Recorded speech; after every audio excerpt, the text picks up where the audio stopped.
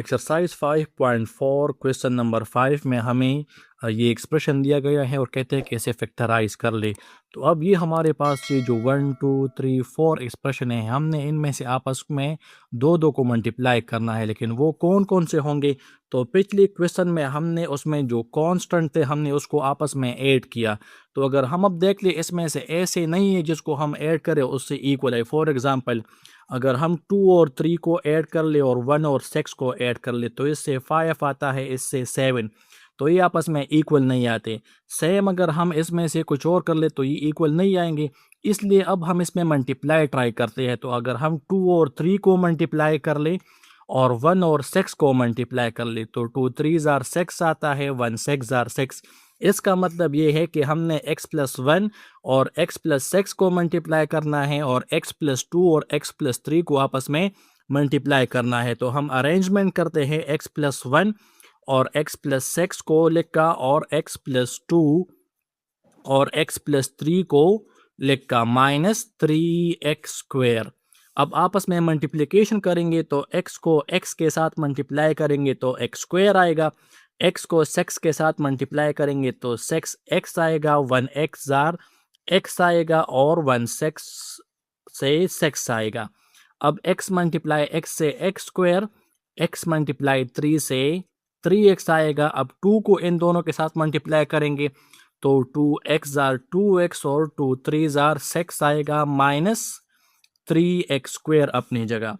अब अगर हम देख ले तो x² अपनी जगह प्लस 6x प्लस x से 7x आता है, प्लस 6 अपनी जगह।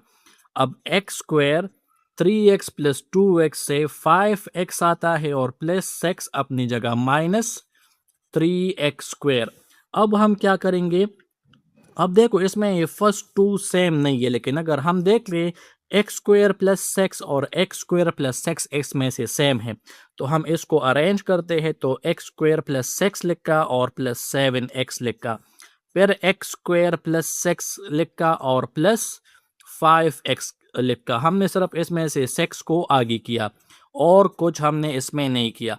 अब अगर आप देख ले तो दोनों में x² प्लस 6 हमारे साथ सेम है तो हम लिख लेंगे कि let x² plus 6 equal to y। हमने इसको y के बराबर किया तो y plus 7x into Y plus 5x minus 3x²। अब इन दोनों को मल्टीप्लाई करेंगे तो y मल्टीप्लाई y से y² आएगा, y मल्टीप्लाई 5x से 5xy आएगा, 7 मल्टीप्लाई 1 से 7x मल्टीप्लाई y से xy, 7 5 जार 35 और x मल्टीप्लाई x से x² आएगा, -3x² आ जाएगा।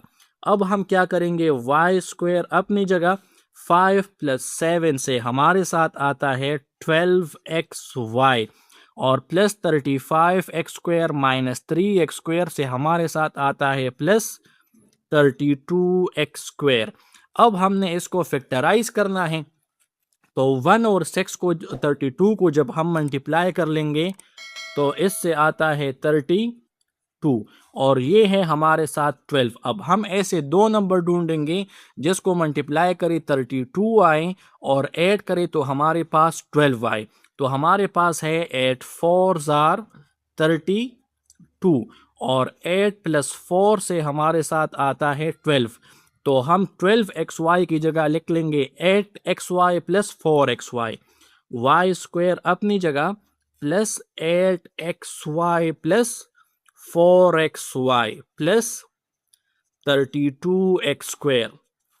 अब इन दोनों में हमारे साथ y कॉमन है तो y कॉमन हो जाएगा तो y² से y रह जाएगा, यहाँ से y कॉमन है तो 8x रह जाएगा। इन दोनों में 4x कॉमन है तो 4 1 जार 4x कॉमन है तो y रहेगा, 4 8 जार 32x² से x कॉमन है तो x रह जाएगा।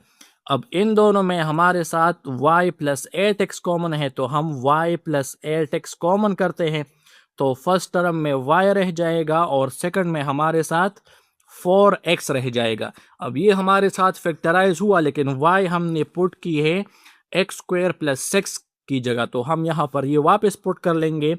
हम लिख लेंगे कि बट y हमारे साथ बराबर है एक्स स्क्वायर प्लस सिक्स की। सही है, तो वो हम पुट करेंगे, तो यहाँ पर आ जाएगा x square plus six plus 8x into x square plus six plus 4x। अब क्वेश्चन में ये कहा गया है कि इसे फैक्टराइज कर ले, ये यहाँ तक कंप्लीटली फैक्टराइज हो गया है, लेकिन आंसर इस तरह नहीं है।